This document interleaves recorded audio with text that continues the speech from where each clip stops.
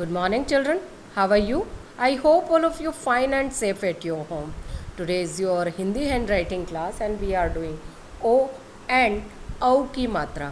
Okay इसे उच्चारण करने का तरीका बड़ा आसान है कि जिस पर एक मात्रा लगी हुई होती है उसे हम बोलते हैं ओ, और जिस पर दो मात्राएं लगी हुई होती हैं उसे बोलते हैं हम औ, है ना.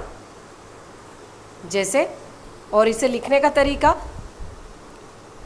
ओ हम बड़ी आसानी से लिखते हैं, लेकिन इसकी जो मात्रा है वो सिर्फ पीछे जो स्टैंडिंग लाइन है उसी से हमें लगानी है. आगे समझ में. देन ये जो तरीका है ये इसका सही है, लेकिन अगर कहीं से भी लगा देते हैं ये, तो ये तरीका है गलत. ओके. देन औ की मात्रा जब आप लिखते हैं तो आपको औ भी इसी तरह से लिखना है, इस तरह से कि इसके स्टैंडिंग लाइन से ही दोनों मात्राएं निकलेगी. ठीक है.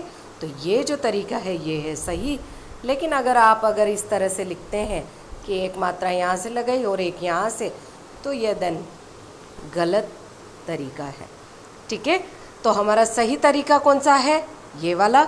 और हमें हमेशा पीछे की जो स्टैंडिंग लाइन होती है उसी से दोनों मात्राएं लगाना है. जैसे कुछ शब्द मैं आपको यहाँ लिख कर बता देती हूँ. जैसे कि यहाँ लोहा लिखा हुआ है, तो जब हम ल में ओ की मात्रा लगाते हैं तो पीछे से लगाएंगे. ठीक है. हाँ. देन फिर लौटा, ये भी पीछे से लगेगी. ठीक है. उसके बाद है पोता, जो कि ग्रैंडसन को बोलते हैं पौधा.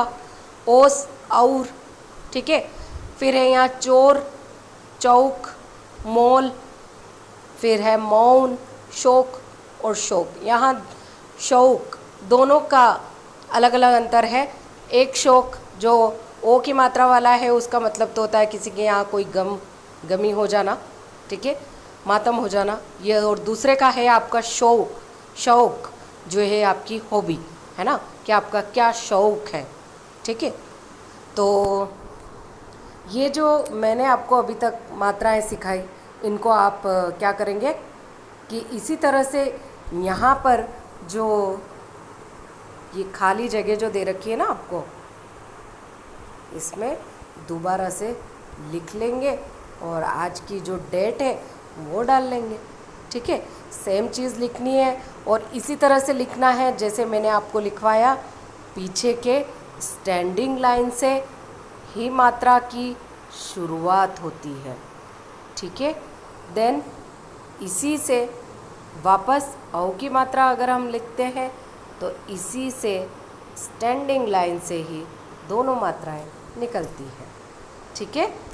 तो आपको समझ में आ गया ना कि औ और ओ की मात्रा कैसे लिखते हैं. दोनों का उच्चारण अलग अलग है. एक तो है ओ और एक है औ. जैसे और में अंतर होता है. एक और जो होता है वो होता है एंड के लिए, मतलब और चाहिए. और एक और होता है जो कि हमें दिशा के लिए यूज़ होता है. ठीक है. कि किस और कौन गया. ठीक है. तो यहाँ आपको क्लियर है कि आपको क्या करना है. इस पेज को पूरा कर मुझे सेंड कीजिए.